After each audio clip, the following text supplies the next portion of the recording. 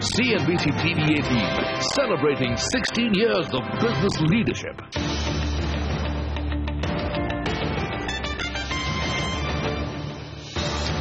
But the government has softened its stance on the bankruptcy code.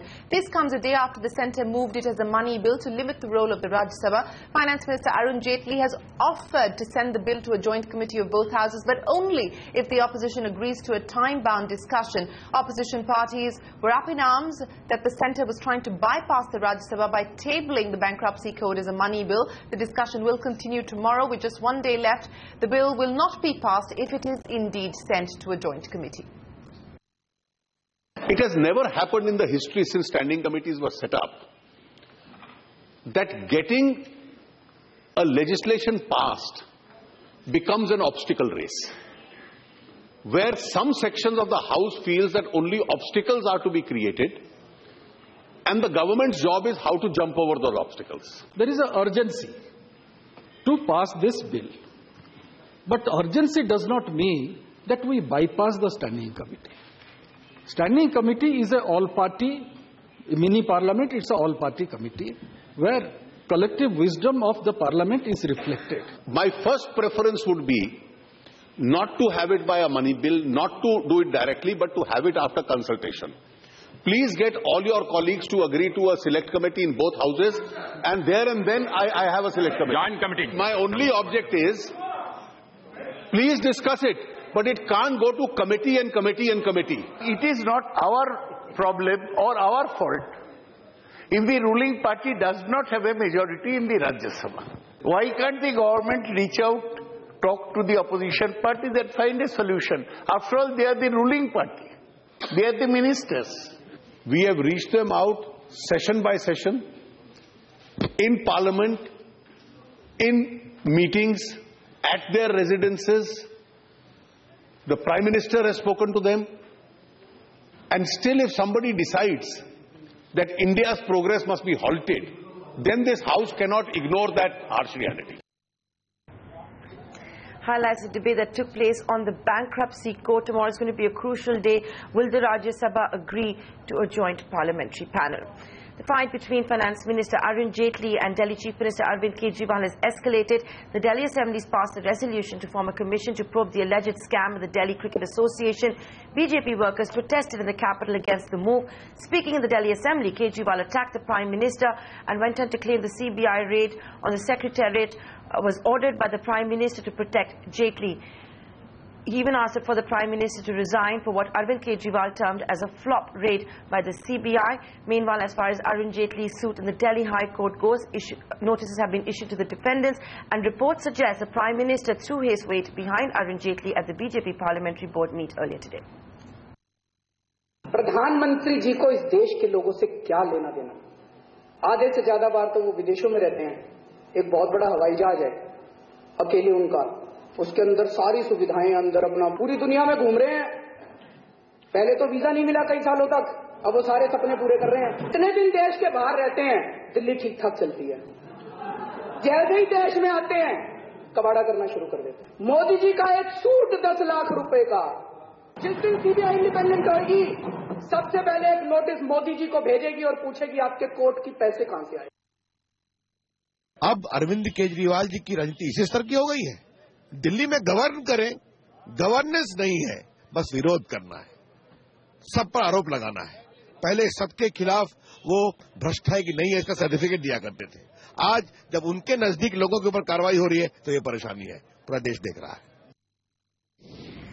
So the Kejriwal versus Jaitley battle escalating. The next date of hearing is in the first week of January. But the big corporate story, and this could potentially become the biggest deal in the Indian telecom sector, it's a three-way merger between Anil Ambani-led Reliance Communication, Russian telecom giant MTS and Aircel. Today, Reliance Communication announced that it has initiated talks with Aircel for a merger. Kritika Saxena, who's been tracking that development, joins us now with the details. Kritika, Reliance Communication had recently announced the acquisition of MTS. So where does this leave Aircel, and how does this three-way merger work? Well, many questions there. So first up, what happens about the SL and Reliance Communications deal? Remember, just to remind our viewers, it's not a done deal yet. The exclusivity agreement in terms of discussions for a potential merger is for 90 days. So if in 90 days the two players do not sign a deal, then the deal will not go through. But if it does, how will this pan out exactly? Reliance Communications will demerge their wireless operations into a separate entity, and SL's wireless operations, only the wireless operations will be merged into that entity. However, that can happen only when the RCOM and MTS deal is completed, which is expected to take at least 6 months. So analysts peg at least 8 months to, and that's a minimum of 8 months to 12 months for the entire three-way merger to be completed, if at all it does go through. So assuming it does go through, this will, needless to say, create the fourth largest telecom operator in the country, giving a very, very close competition to Idea Cellular with about 10% market share. But then again, the question over there is that all the subscribers of SL and MTS need to give an NOC and shouldn't have ported out by that time. Only then will it get that 10% market share. But more importantly, it will give a 19.3% spectrum holding for the joint entity. And that really is the reason why RCOM is creating this entity, to be able to provide 2G, 3G, 4G services across 19.3% of share of the spectrum, highest in the country. And irrespective of the fact that the debt has not been considered, it is definitely a positive. But couple of questions over here about the subscribers, and more importantly, what happens to SL's debt? Many questions looming large. Analysts do not have answers, and hopefully in the next 90 days that the discussions continue between the two players, we should get some answers. All right, we are going to wait for those answers. Kritika, appreciate you joining us with that. But 2015 has been a year of M&A action for Anil Ambani and his group of companies. Kritika reports that the landmark Reliance Jio deal could be the start to the two Ambani empires building bridges. Take a look. I am grateful to my elder brother, Mukesh Bhai, for his unstinted support and guidance in making this partnership a reality. I am sure that the close cooperation between the two companies, Reliance Jio and Reliance Communication, will make my father very happy in heaven, and my dearest loving mother, Kokila Ben, who is present here today.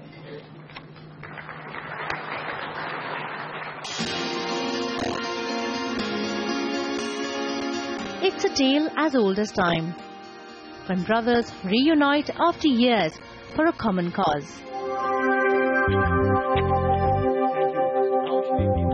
This time, the cause was the hope to change the telecom landscape of the country almost completely by an extended telecom partnership between Anil Ambani's Reliance Communications and elder brother Mukesh Ambani's Reliance Jio. I believe that our offering, jointly with Reliance Jio and Reliance Communication together, will be the gold standard of 4G services. But that's not all. Anil Ambani cracked landmark telecom deals this year that will pave the way for the biggest consolidation in the Indian telecom space. For instance, the merger of smaller operator MTS with RCOM in a 1.1:11 swap ratio, and the announcement of exclusive discussions with SL for a potential merger. While the exact contours of the deal with SL are still unknown and due diligence is underway, the move will lead to a three-way merger between RCOM, MTS and SL, the first in the history of the sector, creating a 10% market share and a 19% spectrum share, highest in the country. Icing on the cake was the long-pending sale of Reliance Communications tower business, finally going through for about 21,000 crore rupees to PE players TPG and Tillman Capital, bringing down RCOM's debt by almost 60%. Anil Ambani's biggest bet this year, though, was in defence. The group's infrastructure business acquired a controlling stake in Pipavav Defence, enabling the creation of a formidable defence presence. And, in keeping with its consolidation drive, Reliance Infrastructure sold 49% of its stake in its Mumbai power operations to Canada's Public Sector Pension Investment Board. Not just infrastructure, the group consolidated its presence in the media business as well, with the sale of its multiplex business to South India-based Carnival Group for 700 crore rupees, marking the largest deal in the sector. Also noteworthy was Nippon's move to hike stake in Reliance Capital to 49%. The deals have a clear purpose: to reduce debt, maximize group productivity, diversify operations, and create a leaner, meaner conglomerate. And that's the challenge that continues to loom over the group as it readies itself for the year 2016. Even more, with reports of the sale of the group's cement business and some road assets, 2016 will be another marathon year for Anil Ambani. Standard disclosure, Reliance Industries owns and operates Network 18, the company that owns CNBC TV 18.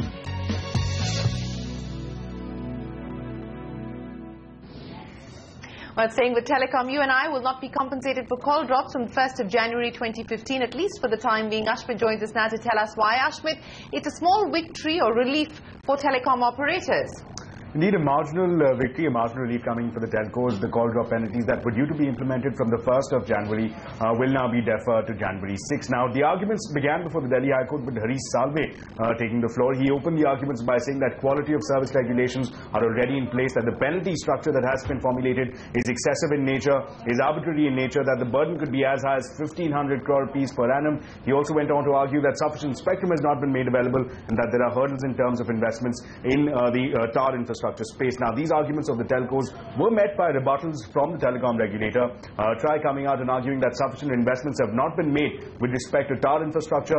TRAI also argued that this penalty system would be nothing but a rap on the knuckles, with the penalty no more than 1% of the AGR as per their assessments. Now, after hearing both the sides, the Delhi High Court has deferred the hearing now till January 6th, and until then, TRAI has submitted that it will not take any coercive action against the telcos. So yes, marginal relief coming in for the telcos, but the uncertainty over the application of the call drop penalty system continues, with more clarity awaited from the Delhi High Court on January 6th. All right, Ashmit, appreciate you joining us. So the next we will hear on the call drop compensation order is in the first week of January, but till then, no coercive action, says the regulator. Now, foreign direct investments have slowed down to below $10 billion in the second quarter of this financial year, and the current account deficit has also widened marginally on a sequential basis. Lata joins us now with the detailed analysis. Lata, let's start with the current account deficit number. Is there any cause for concern? Yes, the current account deficit expanded in the July-September quarter, but largely on expected lines. You must remember the current account deficit is trade deficit plus, invisibles, like software earnings, which are not coming via trade, not coming in ships, and therefore not being counted in the trade deficit. Now, trade deficit already we knew in the July, August, September period was as high as 37.5 billion compared to 34 billion in the April-June quarter. So we were expecting the current account deficit to be higher. However, the current account deficit actually is less than what people thought, because software earnings are slightly higher at 18.2 billion in that July, August, September quarter compared to 17.5 billion. So it's just about 700 million more. Likewise, private transfers, Indians living abroad and sending money is a little higher at 16.2 billion compared to 16.1 billion in the previous quarter, which is why you have a current account deficit that is at 8.2 billion, slightly higher than the 6.2 billion in Q1, largely because of trade deficit. Let's come to capital accounts. In the capital accounts, FDI has done much worse at 7.8 billion compared to 10.2 billion in Q1. If you looked at portfolio flows, there were outflows of 6.5 billion compared to outflows of only 2.3 billion. So overall, the capital inflows were actually at just about 7.2 billion compared to capital inflows of 18 billion in Q1. So if you subtract from the capital flows the current account deficit, then whereas in the first quarter you had inflows of 11.4 billion, in the second quarter the balance of payment is completely balanced. Capital inflows balance the current account deficit, and there is a marginal deficit of 800 million. So really on expected lines, this will not move the rupee or have any market moving consequences. Thanks, Lata, for joining us with that. That's a big macroeconomic story of the day. The union government may have come out with the UDE scheme to bail out the stressed state power discoms, but with individual state governments having to bear an additional financial burden, it's likely to throw their fiscal math off track. There's also a concern this may impact the state's capacity for capital expenditure in the next fiscal. Sapna Das are joining us with that story. Sapna, what do the states have to say about this, and will that 14th Finance Commission then come to their rescue? Well, definitely this is a bit of a cause of worry, and the signal of worry has come from the centre, basically the finance ministry, because it will put the entire fiscal roadmap under pressure, in the sense even when the centre is sticking to 3.9% for FY16, the fact is when the state FRBMs are shifted and the state fiscal deficits are expected to rise by as much as 1.75 basis points, this is going to affect the overall fiscal roadmap. So you're looking at a centre and a state combined fiscal deficit are moving from 7%, 7% in the current financial year to as high as 8.47%. Now the implications over here are pretty much clear, apart from the fact that the states will be laden with more debt, for reasons which of course the cabinet has cleared the scheme, and it also depends how many states actually join the scheme, so the actual debt burden will depend on that. But having said that, they'll have that much less money for capital expenditure. That is one big worry.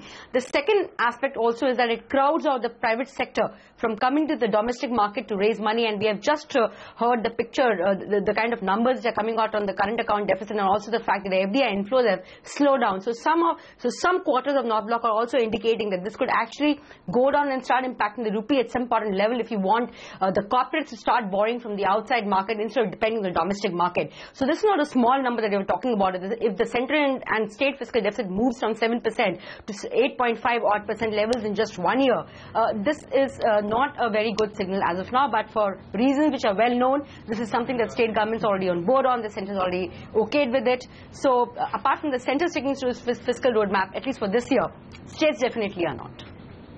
Oh, absolutely. It is going to be worrying. And as the Chief Economic Advisor keeps saying that we need to look at the fiscal deficit of the centre and the state combined. And because of the fact that they're going to be taking on the debt burden from the discoms onto their own books, states are going to be faced with a higher fiscal deficit. Sapna, appreciate you joining us with those details. Now, it's been almost a month since the Uttar Pradesh government declared 50 of its 75 districts drought hit, with the last few weeks seeing several reports of hunger and starvation coming in from the state. CNBC TV 18's Archana Shukla travelled to one of UP's worst affected regions, Bundelkhand, and came across some very disturbing realities. Here's the first story in our fresh edition of our series, What's Ailing Rural India.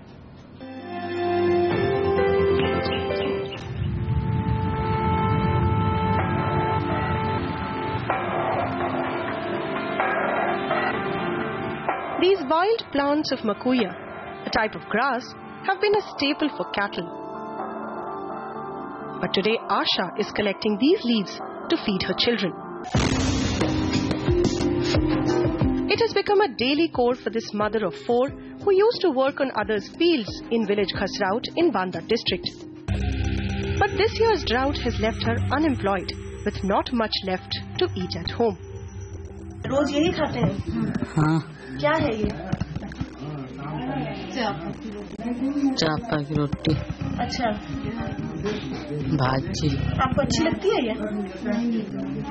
नहीं। आपको अच्छी लगती है ये? नहीं। आपको क्या खाने का मन करता है? रोटी सब्जी। कितना समय हो गया खाए हुए? 1 साल। This situation is because of subsequent drought in this region. Landless farmers are in fact more in trouble versus those with land, because they don't even get any compensation from the government and are forced to live a living like this. And the impact of this drought on the region, especially the poor, has been acute. Their meals have shrunk to at times just once a day. जब कुछ मिल गई 1-2 रोटी बनाई तो खा ली, न कई था ब्याह है या तना से चटनी लेके बना के कई था का एक आधी रोटी खा ली, ना आधे पेट रही था. Vegetables and pulses are a forgotten commodity. दाल वाल खाते? दाल दीदी कहाँ से हुई है? 3 साल के बच्चा कल्पत रहे बिना दाल के लिए.